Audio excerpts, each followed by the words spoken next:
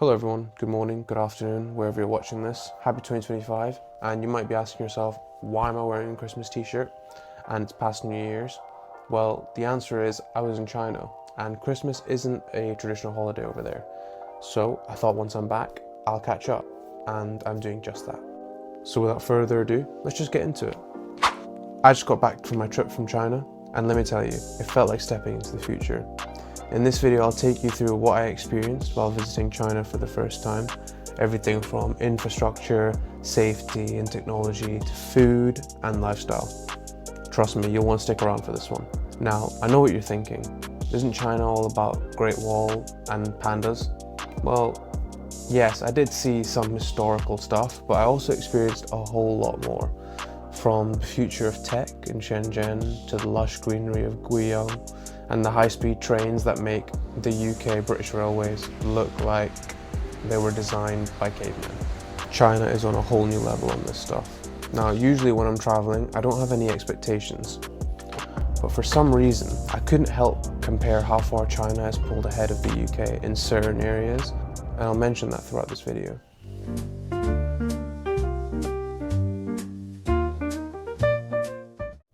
Alright, let's start with infrastructure, because this was the biggest eye-opener for me. In Shanghai, Guangzhou, Guiyang, you name it, the roads are unbelievably smooth, even in the rural areas. Meanwhile, in the UK, my morning commute means I don't need a coffee first thing because I'm already trying to avoid the potholes on the way to work. When I first stepped into a Chinese metro station, oof, I thought I'd entered a sci-fi movie. The stations are spotless, the trains arrive like clockwork, and even the rural roads feel like they've just been paved yesterday. In Guiyang, which is a smaller, poorer region in China, I was shocked to see brand new highways cutting through the mountains, connecting cities from regions that I typically wouldn't expect in such treacherous conditions, but it makes travel so effortless. The streets and pavements were unexpectedly so clean. They were being swept constantly by people and even robots, man. While speaking on travel, I kind of want to give a shout out to the city planners and the train engineers. Getting around China is so easy, it's almost unfair. The high-speed trains are taken straight from Tomorrowland, not just fast, but smooth and affordable. Even in small cities, you'll find metros that meet modern standards and are efficient. It felt like the entire country was designed to make travel effortless and connected. In Shanghai, I found myself taking cycling a lot, along the level roads using the local taxis as well, since they're incredibly cheap. A point on the metros, man, they were immaculate, pristine, spacious. I'm actually running out of adjectives to describe them. And the way they run on time.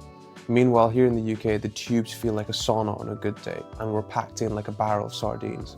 Don't get me started on the train strikes either. Seriously, I arrived back into London and wanted to head north towards Manchester, where I spent £70 on a train replacement bus service. Oh, and I had to pay £70 for that privilege.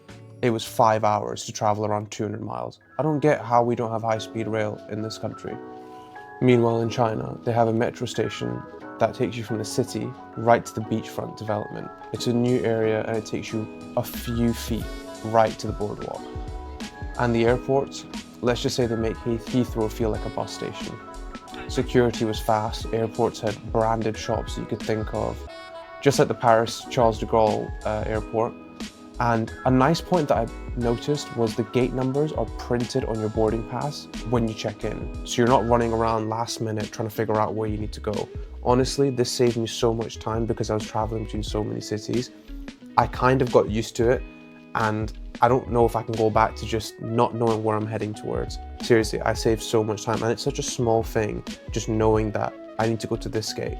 It's all on me. I don't need anyone to look for another third-party board to tell me that where I need to head.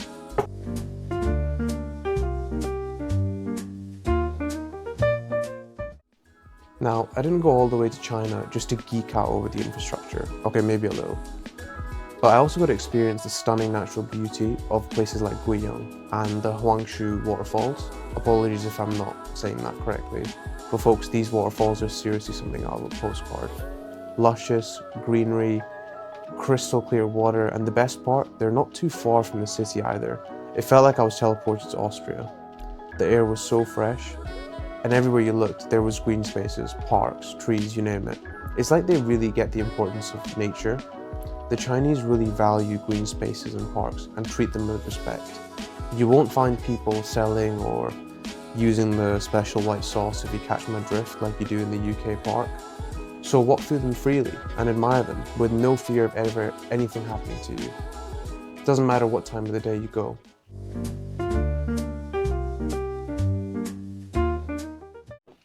Alright, this kind of transitions me on to my next point of discussion, which is safety. It's hard to put a price on this really. Imagine never having to worry about your kids taking public transport from school and walking home after dark. Now, that's a pretty niche point if you don't have kids. So let me expand on that. At no point did I feel unsafe, thinking I'm not gonna go down that alley because there might be something going on. Yes, there are cameras everywhere, but honestly, if that's the price I've got to pay to feel safe, I'll take it. Back in the UK, I wouldn't walk down some streets in broad daylight, yet alone at night, especially in London. But it's funny, since people back home told me it's an invasion of privacy, etc. But don't realise that London is actually one of the most surveyed cities in the entire planet. I can't say for sure if it's the attitude of people or the cameras or the harsh laws if you're caught committing a crime in China. But if you're just an average Joe going about your day, these harsh punishments or crimes or cameras, they're an easy trade-off that I'm willing to make.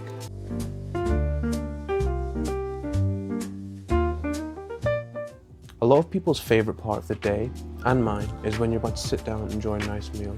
This is where China truly shines. Everything is fresh, delicious, and insanely cheap. Guiyang's food is spicy but mouth-watering. Shanghai has a nice, authentic flavour, but with a Western twist. And even street food vendors deliver quality meals. I'll say this, in terms of global food, the UK is pretty hard to beat. Okay, sure, British food is pretty dead, especially if you're coming from another country, but the sheer variety of other cuisines and from other types of restaurants you can get in the UK is unmatched. You get every type of cuisine imaginable in London or Manchester, and other cities as well. I did find myself, even in Shanghai, looking around for a decent looking Italian meal after some time of only eating Chinese food. There is one big elephant in the room when it comes to the UK restaurant scene. The prices. It is extremely expensive to eat out in the UK. The prices are unfathomable. It's enough to make me seriously limit my eating habits when going out. Even along with the high prices on the menu is the Americanization of the restaurant scene, with places charging in London a minimum 12.5% service fee. And if you're in large groups of friends, you might feel discouraged to even ask to have it removed, so you just leave it on there. I don't understand why this change is happening, but it was really nice not having to worry about this when traveling. Another point is the groceries. Whilst the variety of restaurants in the UK was missed, the groceries and the variety of groceries in supermarkets in the UK was not. It's the same brand selling the same products with little in between, and only one aisle called World Foods, which if you're trying to make something that's a bit exotic, that's not British standards, that one aisle barely cuts it. Chinese supermarkets had 1 million brands selling 1 million products and a wide range of prices. You want fruit that's not just berries, apples, bananas, melons or grapes in the UK? Too bad, you're out of luck. And even if you do want them, there's a chance that they might not even have what you require because of supply chain issues. Not really an issue in China. All the shelves are full all the time and people are working around the clock to make sure everything is stacked. I went into the largest Aldi once I arrived back in the UK, in my area, and they were out of cabbage. Cabbage. I would consider this as a basic standard vegetable.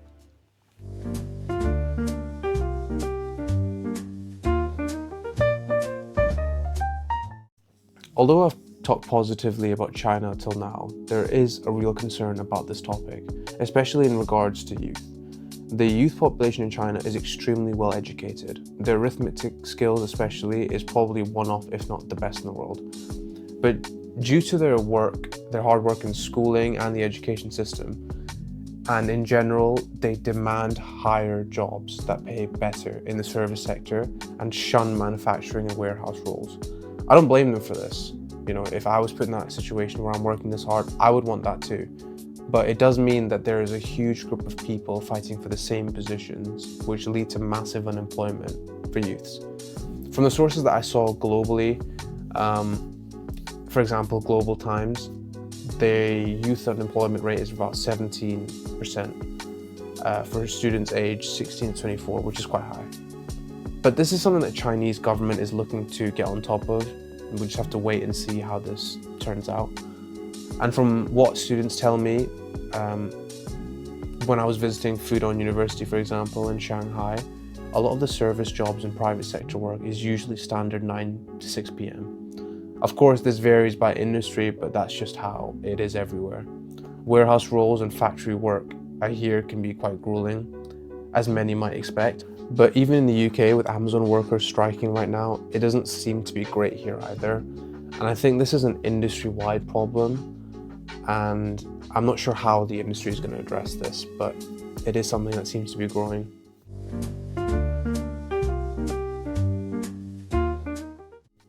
Lastly, I wanted to mention about lifestyle. Social life is also different too in China. It's more about eating and karaoke than pubs and clubs. Personally, I prefer their version, and they have a huge focus on health. I rarely saw people eating processed foods, and in general, older generations are quite active, constantly running around and walking everywhere in the daytime. I would also like to add that nursing homes are a lot rarer in China, with older generations staying at home and socializing with their community instead of someone else having to look after their health, cleaning their food, helping them off the toilet, etc., which I think in the long run keeps them healthy and keeps their mind sharper. And their offspring come to visit them more often. So let's talk about the social scene. It's pretty chill. I know the media might have you thinking that people in China are all about rules and regulation and the government owns and runs everything, but in reality they're just kind of like us. I had some great chats, and even though I couldn't speak the language with local people, they were super friendly to me and tried to help me however they could, even whipping out their translator app before I could even say anything, because they knew what I was hinting at. Pro tip, if you're not fluent in Mandarin, and let's be honest, most of us aren't, just download Google Translate. The languages packs in there, it's free. Or you can use Google Lens as well for reading the menus and signs, and boom, you're good to go. But just make sure you're using nice VPN. Now, I use Let's VPN. This video is not sponsored by them, although maybe it should be. Plus, the signs are also in English in many places, so you should be okay trying to get around. Now, the dating scene is a bit more different there. More people are seeking true, meaningful relationships, with apps focusing on genuine connections over hookups. Of course, there is a hookup scene, like anywhere else in the world, but I would say whilst the hookup scene is a cultural norm in the UK, it's not really the case in China. Having a partner is desirable. Side point, the fashion was mad, especially around younger generations who seemingly just pulled off anything they wore. No effort needed. A weird thing I see in the UK is people just wearing hoodies and then random black leggings underneath. You will never catch anyone in China making such little effort. It's usually oversized, and that's the go-to. And muted, like non-poppy colors were the norm. So everything kind of fits together pretty seamlessly. So what's the key takeaway from all this? China is insane in the best possible way. It's clean, it's high tech, and the people around you are incredibly kind. If you ever get the chance to go, go. But just don't go for the tourist spots. Go for the history, the people, and the tech. Oh, and the food. And don't listen to what others might say about visiting. They've got the same problems as we do, just at different levels, and they have different accents. But ultimately, we're all trying to make a living, get by, enjoy life. And if you're planning to visit, I would recommend bringing someone who speaks the language, or get yourself a solid translator app or tool. Trust me, it'll make a world of difference when you can make your life that much easier. I can't wait to go back again, and next time I'll be wanting to check out Beijing, hopefully Macau, and maybe more hidden gems around the rural areas. So that's it for today.